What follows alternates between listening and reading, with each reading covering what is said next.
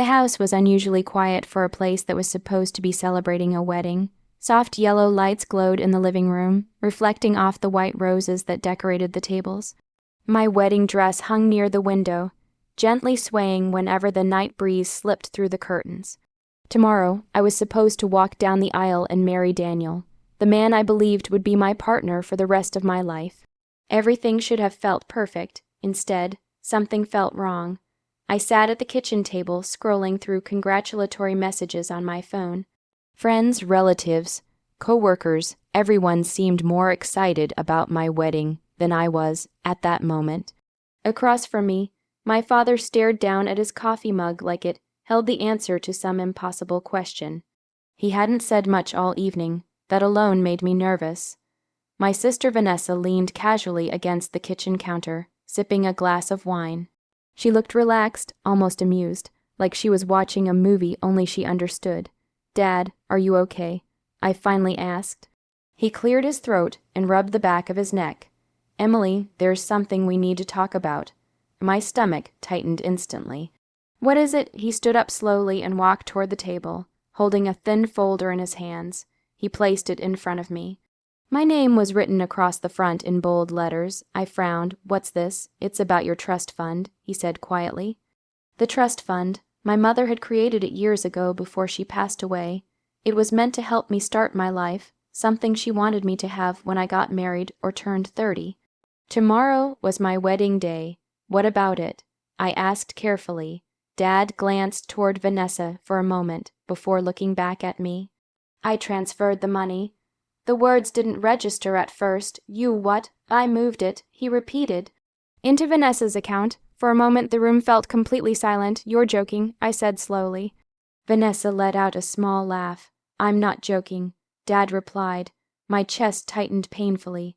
That money was Mom's. She left it for me. "It's still part of the family," he said quickly. "Vanessa needs help right now." Vanessa shrugged as if the situation was completely normal. "Relax, Emily," she said casually. "You're getting married tomorrow. Your husband will take care of you." The words hit harder than I expected. "So you just decided to give away my inheritance the night before my wedding?" I asked, my voice shaking. "I'm your father," he replied firmly. "I made the decision I thought was best." Best for who? Because it clearly wasn't best for me. I looked at Vanessa, who didn't even try to hide her satisfied smile. Something inside me cracked in that moment. But what hurt even more than my father's betrayal was the terrible feeling growing in the back of my mind. Because deep down, I had the strange, sinking suspicion that someone else already knew about this.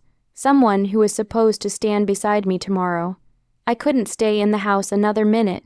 The air felt heavy, like the walls themselves were pressing down on me. My father avoided my eyes, and Vanessa continued sipping her wine like nothing had happened. Like my entire future hadn't just been ripped away. I grabbed my car keys and walked out before either of them could say another word. The night air was cold against my skin as I drove through the quiet streets. My mind kept repeating the same question over and over. Why would my father do this? The trust fund wasn't just money. It was the last gift my mother had left for me. She had set it up years ago, carefully planning my future, even when she knew she wouldn't be there to see it. And now it was gone. There was only one person I wanted to talk to, Daniel. If anyone could help me make sense of this, it was the man I was supposed to marry tomorrow. His apartment lights were still on when I arrived. I knocked on the door, my heart pounding. A few seconds later, Daniel opened it. He smiled the moment he saw me. "Hey, bride-to-be, what are you doing here so late?" I stepped inside without answering. "We need to talk." The smile slowly disappeared from his face. "What's wrong?" I took a deep breath. "My dad transferred my trust fund tonight." Daniel froze. It lasted only a second, but it was enough. Something in his expression changed, something quick and nervous, like a secret had just slipped too close to the surface. "You knew," I said quietly, his eyebrows pulled together. "What? You knew about it? Emily, what are you talking about?" He replied quickly. But he wouldn't look directly at me. I felt my chest tighten. "Daniel," I said softly, "look at me." For a long moment he stayed silent. Then he sighed. "I wasn't supposed to tell you yet. The words hit me like ice water. "You're serious?" He rubbed his forehead, clearly uncomfortable. "Your dad told me a few weeks ago. A few weeks." My voice cracked slightly. "He said Vanessa was struggling financially." Daniel explained. "He thought moving the money temporarily would help her get back on her feet." "And you just agreed with him?" I asked. Daniel shrugged awkwardly. "I didn't think it was that big of a deal. Not a big deal, my mother's savings. My inheritance, my security, gone. And the man I trusted most had known about it the entire time. You should have told me," I whispered. "I didn't want to stress you out before the wedding," he said. "Your dad asked me to keep it quiet." The room suddenly felt unfamiliar. I stared at Daniel, but the man standing in front of me no longer looked like the person I thought I loved. Everything felt different now, and for the first time since getting engaged, a terrifying thought crossed my mind. Maybe the biggest betrayal wasn't my father. Maybe it was the man waiting for me at the altar tomorrow. I didn't cry that night. Surprisingly, the tears never came. Instead, a strange calm settled over me as I drove back home from Daniel's apartment. The pain was still there, sitting heavily in my chest, but something else had replaced the shock: clarity. For the first time, I could see everything clearly. My father had betrayed me. My sister had happily taken what wasn't hers. And the man I was supposed to marry had kept their secret for weeks without saying a word. They all thought I would accept it. They thought I would stay quiet.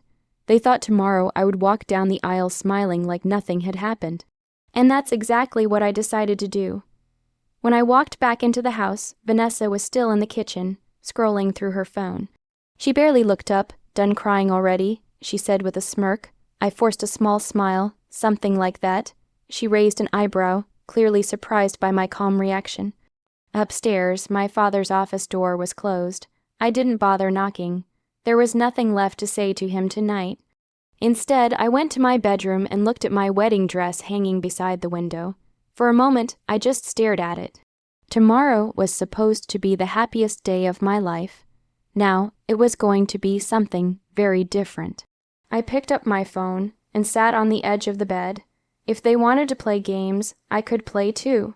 My first call was to the bank that managed my trust fund. The late hour meant I couldn't speak to the main advisor, but I left a detailed message requesting an urgent review of the account transfer. My second call was to someone my father probably hoped I had forgotten about. My mother's old financial advisor, Mr. Harrington. He had helped her set up the trust fund years ago, and I still had his number saved in my contacts. When he answered, his voice sounded sleepy but concerned. "Emily, is everything all right?" "Not exactly," I said calmly. "I think there's been an unauthorized transfer involving my trust fund." There was a pause on the other end.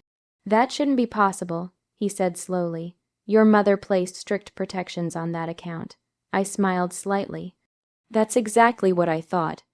By the time our call ended, the first piece of my plan was already in motion. The next morning, the wedding venue buzzed with excitement as guests began arriving. Everyone believed they were attending a beautiful ceremony.